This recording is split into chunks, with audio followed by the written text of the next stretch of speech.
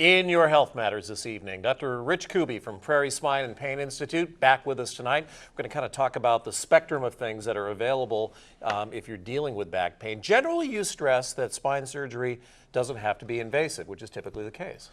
Often is the case. Certainly we start with a lot of non-operative measures, and as we continue moving forward these days, technology is allowing us more and more options that are less invasive and new technologies that allow for more motion and more rapid recovery and such. Sometimes it's not enough, however. You're doing something that is unique not just to this area but unique to Illinois. It's called two-level disc replacement. Explain what happens in this procedure. Well, in the procedure, typically in orthopedics and namely in spine surgery, we've done fusion surgery in the past for ailments of the spine, and to try and treat those measures, historically we did hip and knee fusion, for example. Now we do hip and knee replacements.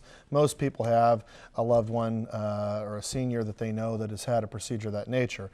Now the biomechanics are catching up such that we're able to do similar things for the spine, so that in order to either stabilize the spine after taking pressure off nerves or to stabilize a painful segment in the spine, we can now replace the disc.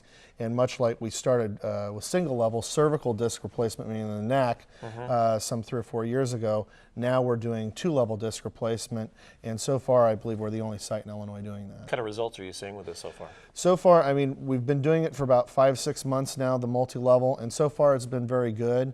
I would say one of the nice benefits, especially people who are very active in sport or in certain types of jobs, when it requires you to maybe look up and down if you're doing carpentry, roofing, things of that nature. Now we're able to maintain more motion, maybe a little more safety on ladders, things of that nature, than maybe if they were having a 2, 3, 4 level fusion. We should mention for people who are interested, and undoubtedly there will be some, you're doing this at a new place too.